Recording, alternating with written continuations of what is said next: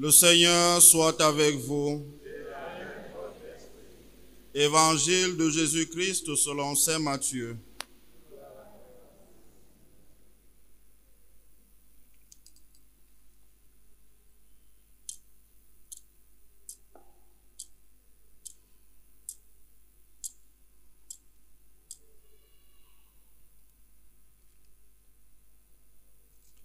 En ce temps-là, Jésus s'adressa aux foules et à ses disciples et il déclara: les scribes et les pharisiens enseignent dans la chair de Moïse. Donc, tout ce qu'ils peuvent vous dire, faites-le et observez-le. Mais n'agissez pas d'après leurs actes, car ils disent et ne font pas. Ils attachent de pesants fardeaux difficiles à porter et ils en chargent les épaules des gens, mais eux-mêmes ne veulent pas les remuer du doigt. Toutes leurs actions, ils les font pour être remarqués des gens. Ils élargissent leurs phylactères et rallongent leurs franges. Ils aiment les places d'honneur dans les dîners, les sièges d'honneur dans les synagogues et les salutations sur les places publiques. Ils aiment recevoir des gens le titre de rabbi.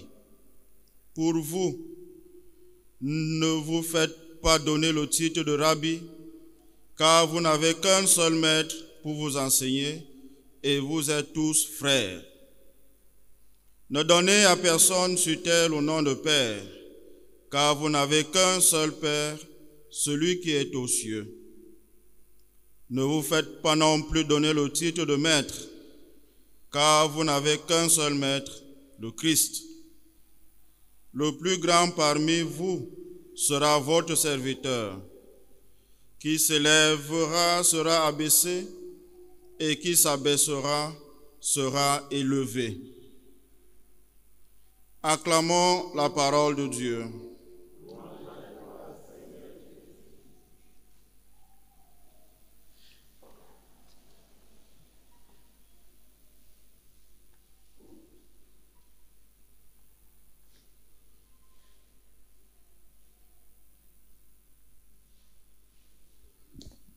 Bon dimanche à tous. C'est mon fils qui devait prêcher, mais il m'a dit non, mon père, fais-le. Donc je remercie mon fils qui me donne cette opportunité de prêcher en ce jour où il est parmi nous pour présider cette messe de prémices. Bien-aimé de Dieu, la parole de Dieu que nous venons d'écouter nous invite à la conversion, à l'humilité et dans l'amour de Dieu que nous devons manifester à travers ce que nous disons et faisons. Dieu nous a créés et il nous a confié des responsabilités. Quand nous écoutons le prophète Malachie dans la première lecture, ou bien Jésus s'adresser aux scribes ou aux pharisiens, on pourrait avoir l'impression que Jésus ne s'adresse qu'à une catégorie de personnes. Non. Le message de Jésus s'adresse à toutes les catégories de personnes. Et il attire notre attention sur l'autorité que nous exerçons. Il s'agit de l'autorité politique, religieuse, familiale, paternelle, maternelle et même filiale. Et dans l'Évangile, Jésus fait ressortir 4 pièges. Ces pièges auxquels sont soumises toutes les autorités, c'est-à-dire vous et moi. Le premier piège, c'est le piège de l'incohérence. En philosophie du langage, on parlerait du dire et du faire. Incohérence pour quelle raison? Parce que comme ces scribes et pharisiens, nous disons des choses. nous enseignons des choses, nous prêchons des choses, nous demandons aux autres de les mettre en pratique et quelquefois, nous-mêmes, nous ne les mettons pas en pratique. Et une telle attitude peut créer ou engendrer dans la conscience des uns et des autres un doute qui pourrait même les désorienter. D'où Jésus attire notre attention en nous disant ceci. Les scribes et les pharisiens enseignent dans la chair de Moïse. Donc, tout ce qu'ils peuvent vous dire, faites-le et observez-le. Parce qu'ils n'enseignent pas leur doctrine. Ils enseignent ce que Dieu demande. Mais ils refusent eux-mêmes de mettre cela en pratique. Deuxième piège. Piège de la domination.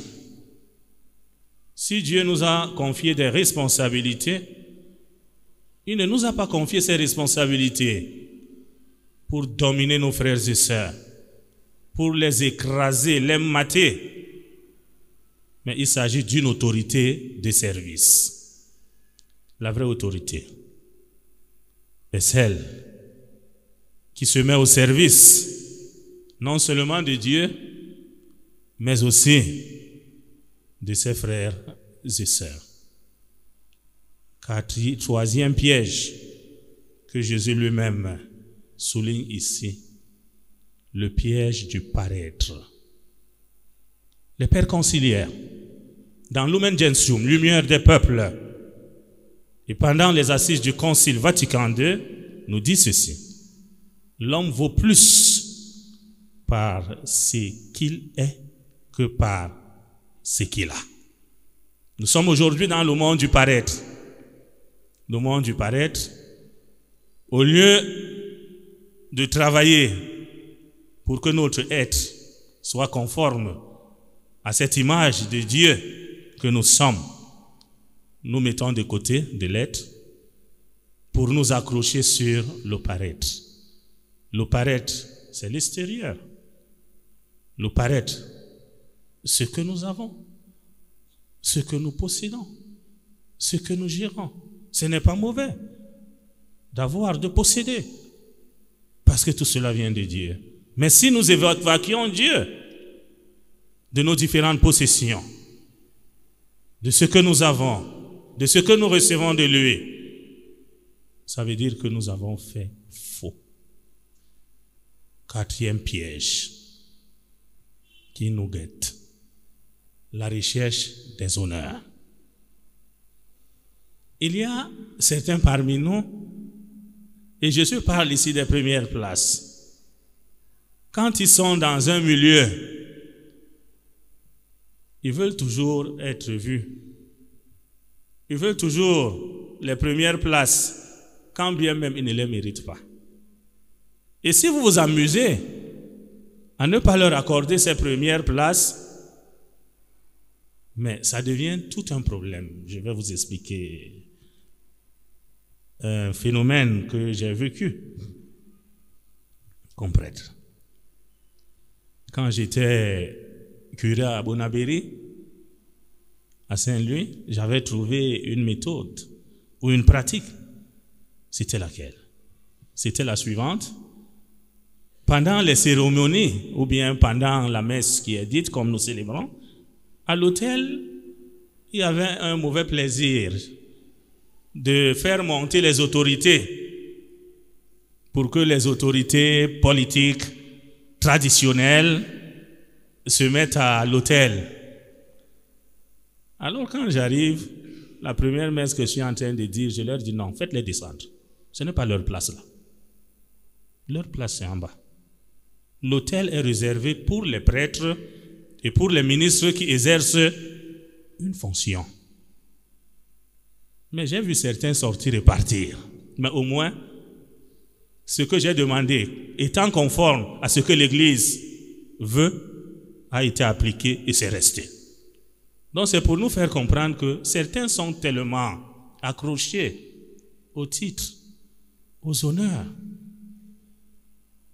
Si vous n'êtes pas reconnu dans un milieu, par exemple, ça enlève quoi à votre honneur, à votre dignité?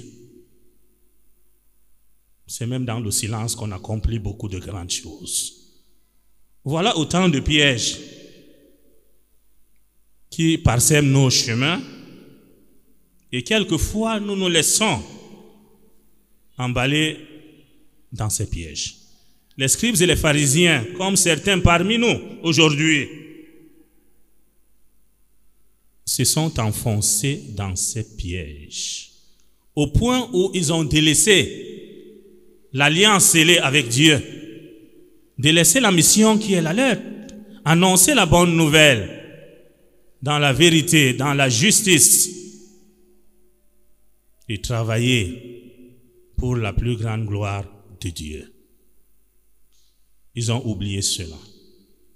Et d'où le prophète Malachie aujourd'hui, en adressant cet avertissement aux prêtres, il les adresse à vous et à moi, parce que par le baptême, nous tous, nous sommes des prêtres, prophètes et rois. Maintenant, prêtres, fidèles, à vous cet avertissement. Si vous n'écoutez pas, si vous ne prenez pas à cœur de glorifier mon nom, dit le Seigneur de l'univers, j'enverrai sur vous la malédiction. Je maudirai les bénédictions que vous prononcerez. Le Seigneur ne peut pas nous faire confiance. Le Seigneur ne peut pas nous choisir. Malgré notre indignité, trahir le Seigneur.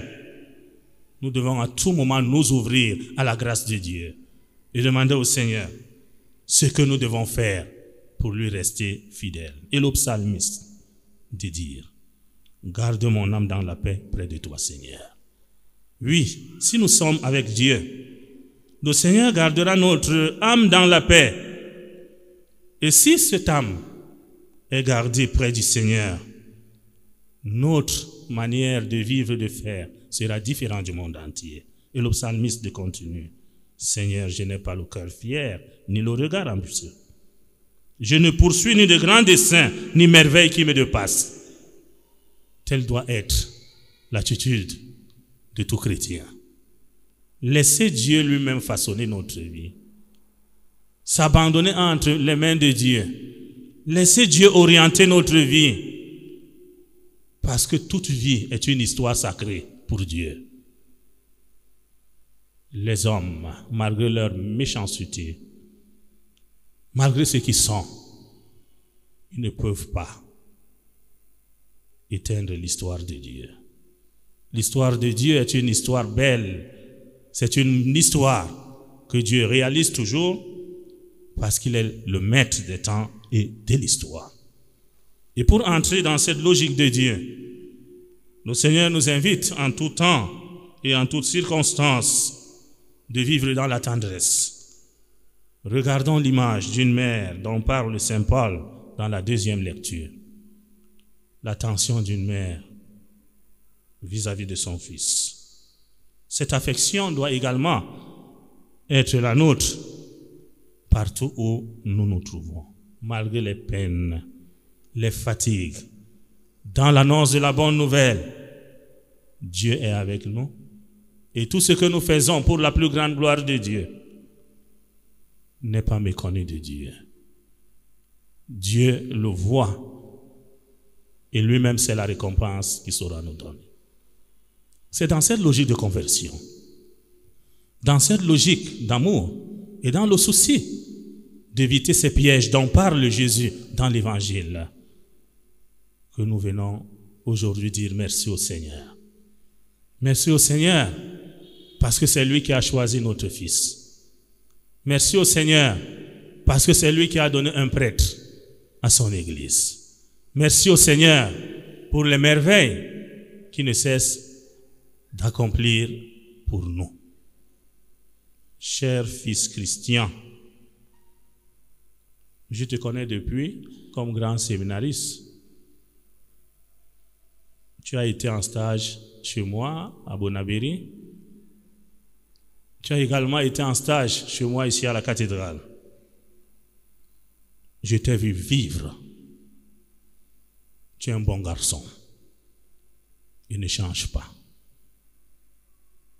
Et comme j'ai toujours eu l'habitude de te dire, et tu continueras à le réaliser dans ta vie de prêtre, fais confiance à Dieu qui t'appelle.